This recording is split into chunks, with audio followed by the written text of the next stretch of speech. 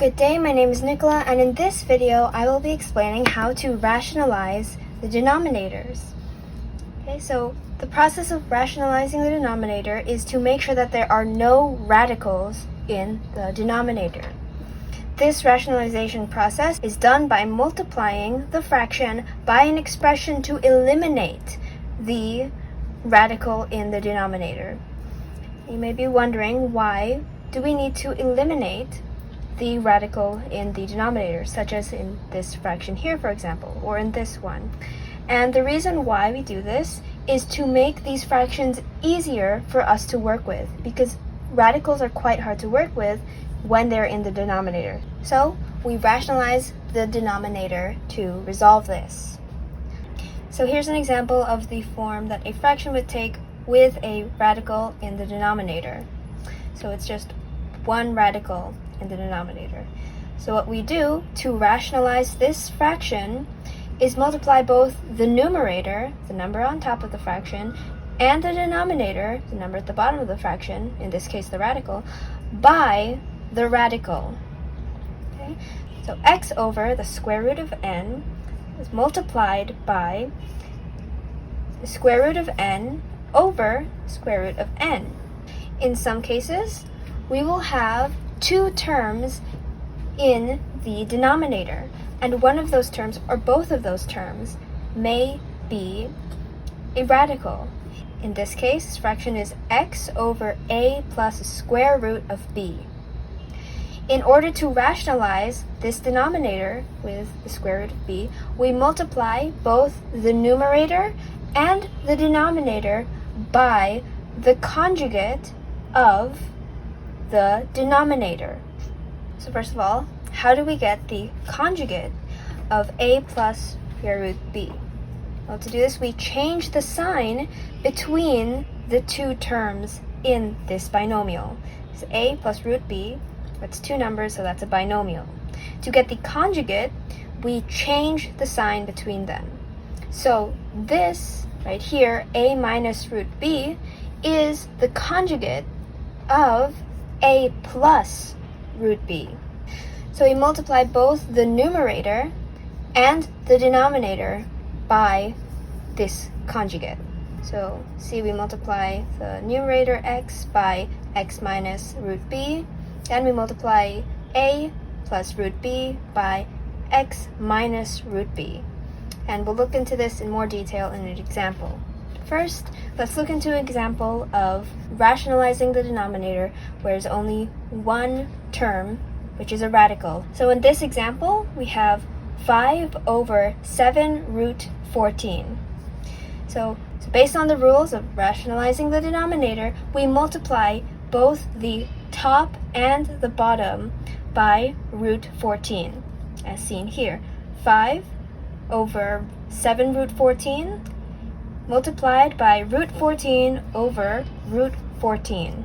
And so when you multiply fractions by each other, you multiply the numerator of the first fraction by the numerator of the second fraction, and you multiply the denominator of the first fraction by the denominator of the second fraction. Okay, so 5 multiplied by root 14 is equal to 5 root 14. 7 root 14 multiplied by root 14 is equal to 7 root 196, because 14 multiplied by 14 is equal to 196. So moving on with rationalizing the denominator, we get the root of 196, which is equal to 14, because we found here that 14 times 14 is equal to 196. Thus, the root of 196 is 14. We multiply 7 by 14. That gives us 98.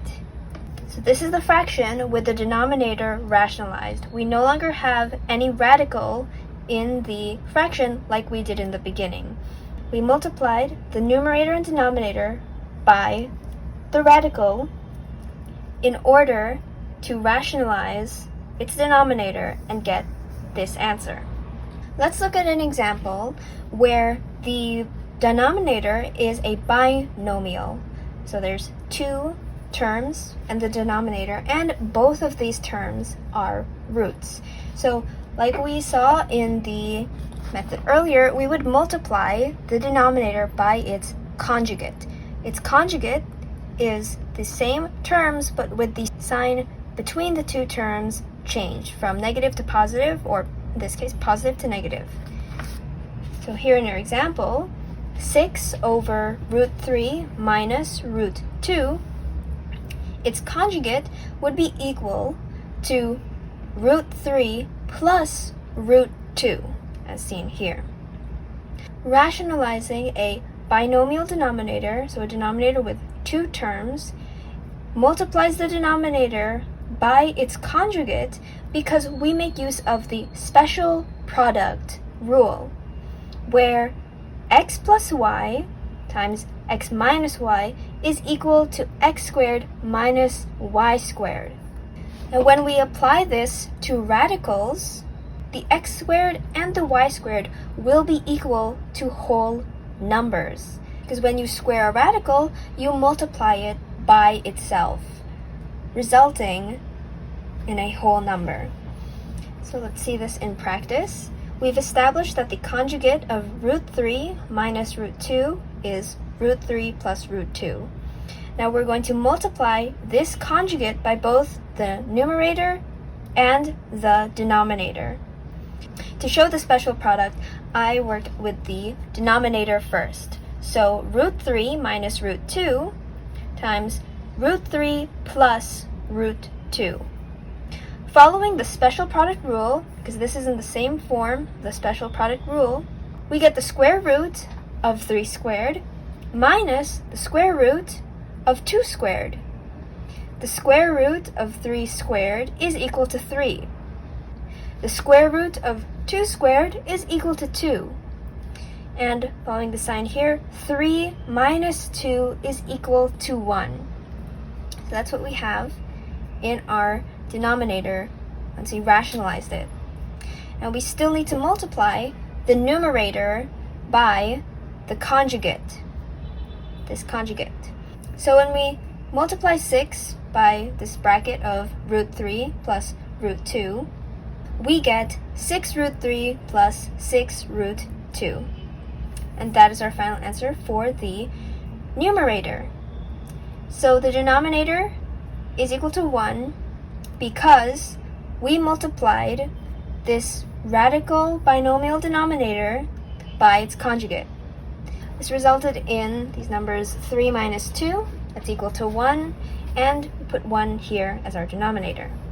And 6 root 3 plus 6 root 2 divided by 1 is simply equal to itself, so it's our final answer is equal to 6 root 3 plus 6 root 2. So 6 root 3 plus 6 root 2 is equal to the given value 6 over root 3 minus root 2. And so you'll find when you're working with multiple fractions, it is a lot easier to calculate using this instead of a fraction where the denominator contains radicals. I hope this video helped you understand how to rationalize the denominator.